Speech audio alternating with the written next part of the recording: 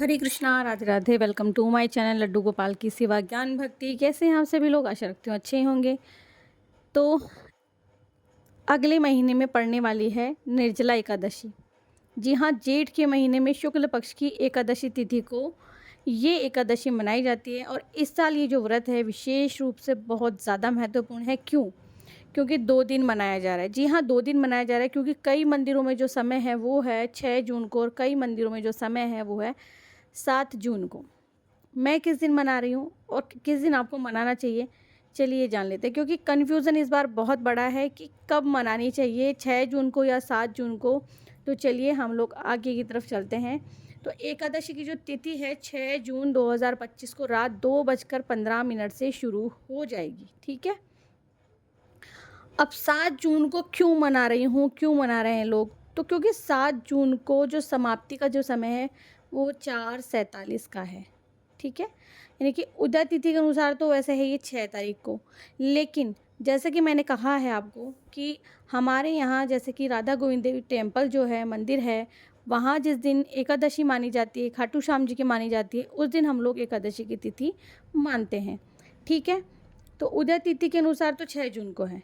बाकी क्योंकि ये 4:47 यानी कि सूर्य उदय के समय पर भी है, तो इसलिए भी 7 जून को ये एकादशी मानी जा रही है। यानी जो वैष्णव संप्रदाय से हैं वो लोग 7 जून को मनाएंगे। अब देखते हैं निर्जला एकादशी है क्या। ठीक है। निर्जला एकादशी हिंदू धर्म में सबसे कठिन व्रत है, सबसे महत्वपूर्ण एकादशी है। यानी कि निर्जला का अर्थ होता है बिना जल के किए जाने वाला व्रत। अर्थात इस व्रत में भक्त ना तो भोजन करता है ना ही पानी ग्रहण करता है। ये व्रत भगवान विष्णु और माता लक्ष्मी को समर्पित होता है, सभी को पता है।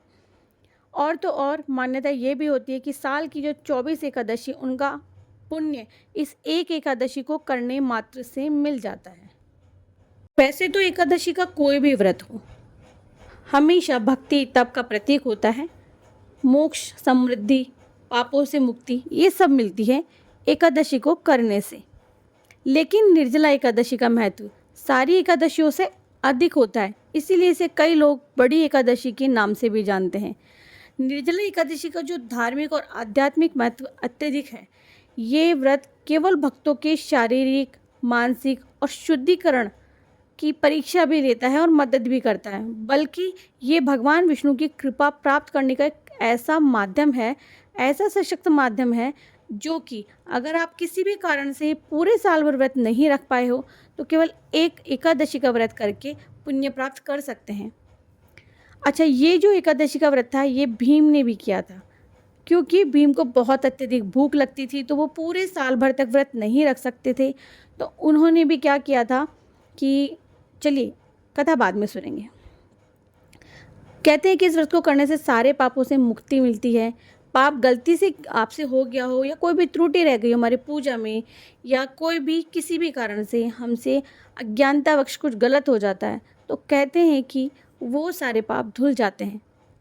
चलिए, इस दिन जल, भोजन, अन्य जो भी खाने पीने की चीज़ें हैं उनका त्याग करना होता है।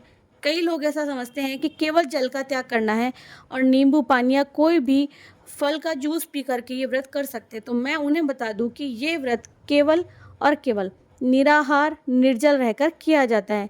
यानी कि आप अपने मुख में जल का एक कतरा, एक बूंद भी नहीं ले सकते हैं। ठीक है।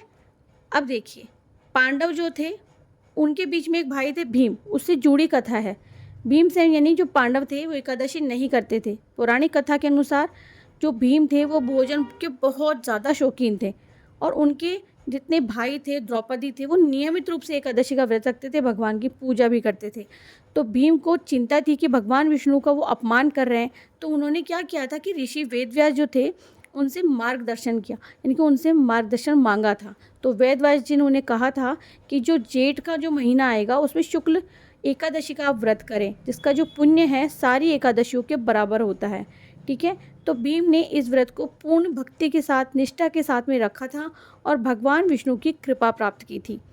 तभी से ये व्रत भीमसेन एकादशी के नाम से भी जाना जाता है। चलिए जान लेते हैं कि निर्जला एकादशी की जो पूजा है वो कैसे करेंगे और कब से शुरू हो जाता है ये व्रत।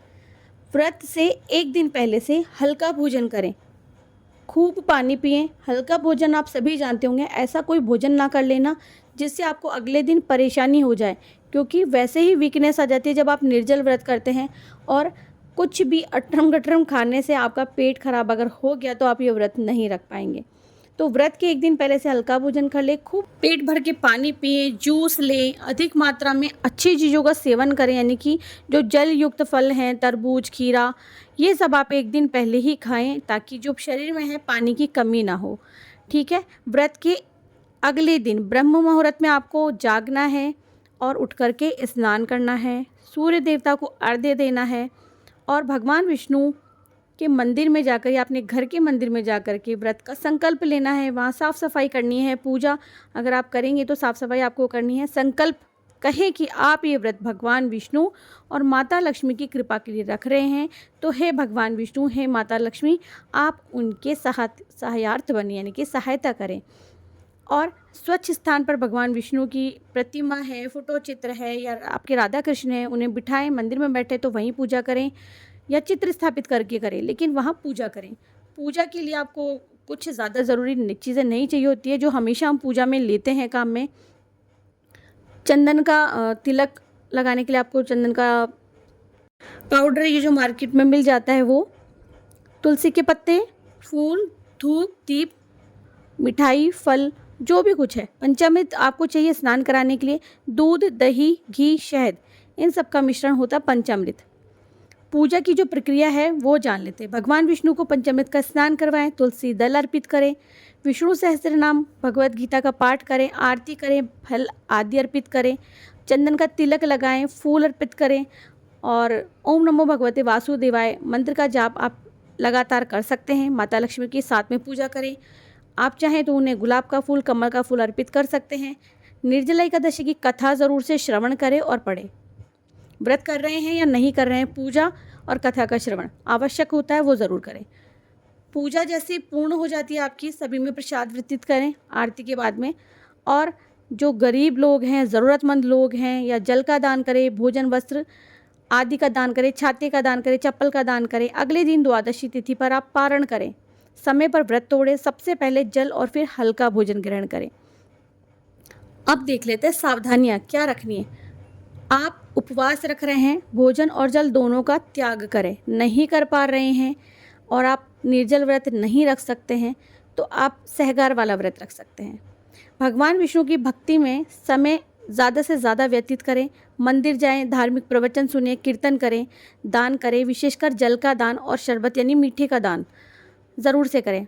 इस मौसम में जो अत्यधिक पुण्यदायी है वो यही है, जल का दान। सात्विक जीवन शैली को अपनाएं, सात्विक विचार लेकर के आएँ, सात्विकता ग्रहण करें, सात्विक ही रहें। क्रोध, झूठ और नकारात्मक विचारों से दूर रहें। क्या करना है आपको, अनाज, चावल, दाल ये सब सेवन नहीं करनी, जल सेवन नहीं करना अगर व्रत रख रहे हैं तो। तामसिक जितने भोजन हैं, तामसिक सोच है, तामसिक विचार जितने हैं, उन सब का त्याग कर दें।